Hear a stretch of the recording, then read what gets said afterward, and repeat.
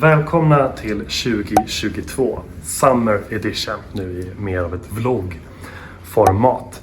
Migrationsfrågorna är väldigt heta här i Sverige och i USA så är det en intensiv debatt om antirasism och polisbrutalitet i svallvågorna efter mördandet av George Floyd. Så att jag tog tillfället att prata med min amerikanska kompis Alex som jag lärde känna i FN-huset för 12 år sedan för att prata med honom om vad som händer just nu i USA.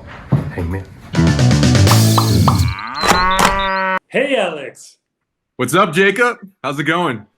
Great to see you. How are you? Great to see you too.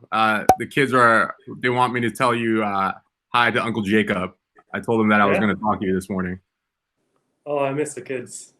Yeah, we gotta figure out a time where we could FaceTime them again soon. Sounds great.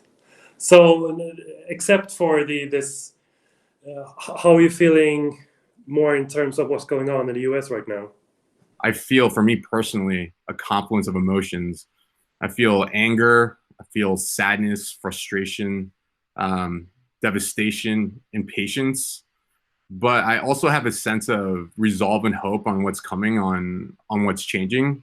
Over the past month since George Floyd's death, since a month since he was killed in police custody, there's been unprecedented protests demanding police reform, challenging the status quo that has perpetuated systemic racism for a long time.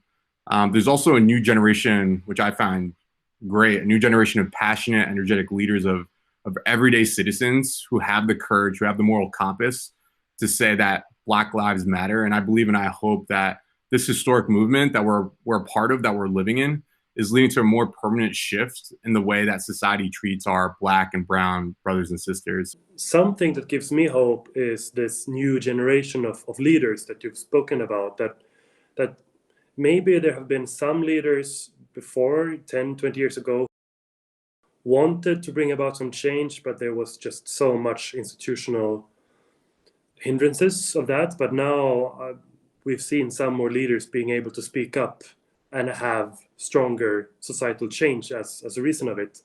Could you give us some examples of hope in the terms of changing the way that we deal with police and racism?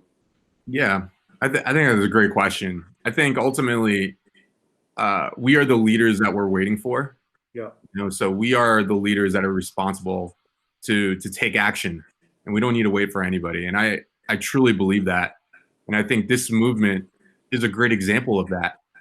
Black Lives Matter. This movement to ensure that we're facing systemic racism heads on, and we're making and demanding policies and actions that will last. So I think at this core, at the core, the movement right now is not a political issue, as you know. It's a human rights issue, and the most basic. It's about we humans treating others with dignity and respect. The golden rule: treat others like you would like to be treated. So I think in some ways already, when we've begun to see a lot of the consequences of these sustained protests that are fighting for these human rights and calling for increased accountability of police and the power. So some of the examples, I think that has given me hope. Thank you so much for sharing, Alex, and talking to me about these important issues. And I hope that we all learned something from it. Great to talk to you. All right. Thank you, Jacob. Appreciate it. Bye.